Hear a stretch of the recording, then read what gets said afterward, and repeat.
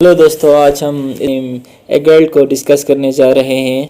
Poem को शुरू करने से पहले हम इज़रा पाउंड की बायोग्राफी की तरफ चलते हैं। इज़रा पाउंड एक मॉडर्न अमेरिकन पोइट और क्रिटिक थे। यह 1885 को पैदा हो और 1872 को इंतकाल कर गए। इसकी वजह है शोहरत। इमेजिज़म यानी कि इमेजिस्ट एक मूवमेंट का आगाज़ उन्होंने पोइट्री में किया था, तो इसकी वजह शोहरत यही है। इस कॉन्सेप्ट को बहुत ज़्यादा अपने पोएम्स के अंदर यूज़ किया है।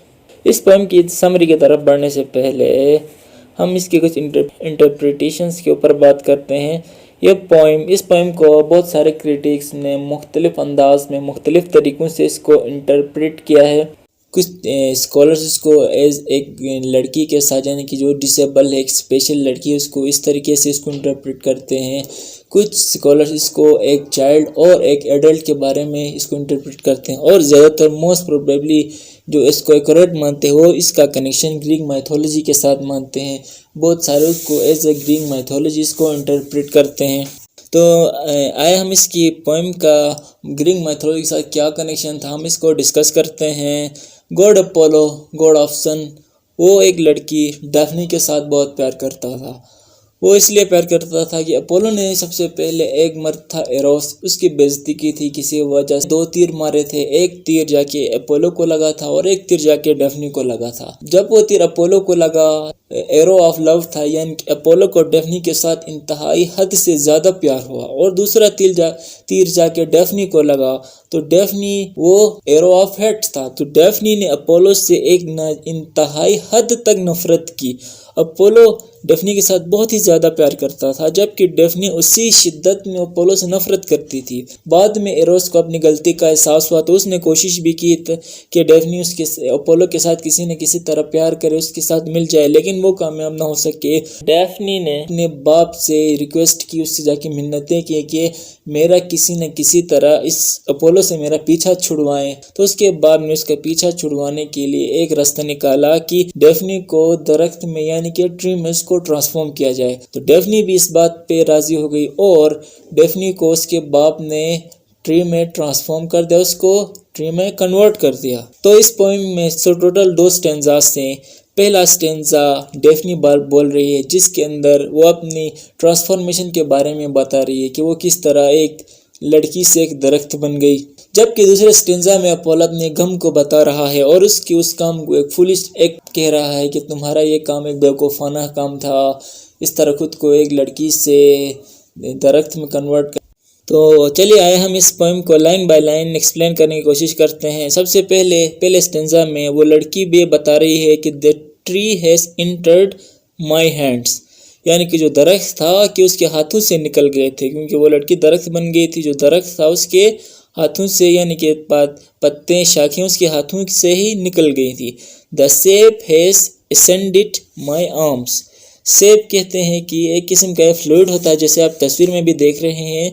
इस किस्म का फ्लूइड अमूमन आप दरख्तों पे देखते हैं। तो ये जो सेप है ये मुझ पे चढ़ गया है, ये मेरे आर्म्स पे चढ़ गया है। The tree has grown in my breast downward, जो दरख्त है वो मेरे सीने से, मेरी छाती से नीचे की तरफ उग रहे हैं, मेरे नीचे की तरफ से गए हैं। The branches grow out of me like arms, जैसे कि मेरे आर्म है, जैसे कि मेरे बाजू हैं, मेरे हाथ हैं, इसी तरह जो दरख्त थे उसकी शाखें मेरे बाजुओं से, मेरे हाथों से बाहर की तरफ निकल गई हैं। पहले स्टेंजा में हम देखते हैं कि ये लड़की अपनी ट्रांसफॉर्मेशन बता रही है कि किस तरह इसके हाथों से शाखें निकल रही हैं, दरख्त उसके हाथों में दाखिल हो चुके हैं, कि उस पर फ्लूइड चढ़ चुके हैं, सेब चढ़ चुके हैं। बिल्कुल इसी तरह की उसकी छाती से दरख्त उग रहे हैं। तो इसी तरह वो अपनी ट्रांसफॉर्मेशन पहले स्टेंजा में बता रही है।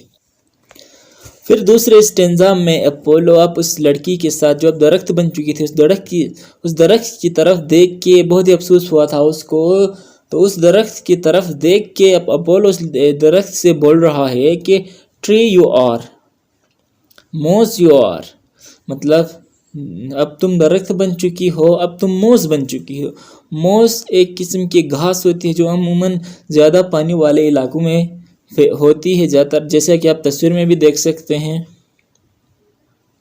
फिर वो आगे कहता है कि you are violets with wind above them, violets کچھ پھولوں کو کہتے ہیں جو عموماً زمین پہ اگتے ہیں. تو یہ اس کو تو لڑکی کہہ رہا ہے کہ تم پھول بن گئی ہو. تو آخری دو لائنوں میں اپولو اب اس کام کو، لڑکی کے اس کام کو، جیسے کہ ایک لڑکی سے کنورٹ ہو کے ایک درخت بن جانا، اس کام کو وہ ایک فولش ایکٹ بتا رہا ہے اور کہہ رہا ہے کہ a child so high you are, کہ تم ایک بہت، تمہاری سوچ، تمہاری عقل، تمہاری ایک بالکل بچوں کی طرح ہے. کہ جیسے کہ چھوٹے چھوٹے بچے ہیں وہ کچھ زیادہ سمجھ نہیں پاتے چیزوں کو، تو یہ اس لڑکی کو بھی بچہ ہی کہہ رہا ہے کہ اب اے چائلڈ یو آر، یعنی کہ تم ایک بچے کی طرح ہو، تمہارا جو یہ کام تھا وہ ایک بچگانہ تھا، اور پھر آگے کہتا ہے کہ دس از فولی ٹو دی ورلڈ، فولی کا مطلب ہے بیوقوفانہ، اور تمہارا یہ جو کام ہے خود کو کنورٹ کرنے کا، یہ کام انتہائی بیوقوفانہ تھا، تمہارا یہ کام تھا ایک بچگانہ تھا، انتہائی بیوقوفانہ تھا. اس میں دوسرے اسٹینزا میں بیچارہ اپولو اپنے اس لو کو ایکسپریس کر رہا ہے، وہ زیادہ افسوس بھی کر رہا ہے کہ اس کی جو لور ہے وہ بیچاری اب ایک لڑکی سے درخت بن گئی ہے، وہ چاہ کے بھی اسے حاصل نہ کر سکا. تو وہ یہ لائنیں اسی لیے اپولو اپنی لور کو کہہ رہا ہے. امید ہے آپ کو یہ چھوٹی سی ویڈیو پسند آ گئی ہوگی، سمجھ آ گئی ہوگی. اس کے بہت سارے اور انٹرپریٹیشنز بھی اسکالرز نے کیے ہیں. تو یہ ایک گرینگ میتھولوجی کے ساتھ اس کا جو انٹرپریٹیشن تھا اس کو موسٹ ایکوریٹ مانا جاتا ہے. تو اسی لیے اس کو انٹرپریٹ آج کی ویڈیو میں اس کو ایز اے گرینگ میتھولوجی کے ساتھ اس کو انٹرپریٹ کیا. کوئی سوال، کوئی کوشچن ہے تو آپ نیچے کمنٹ میں بھی بتا سکتے.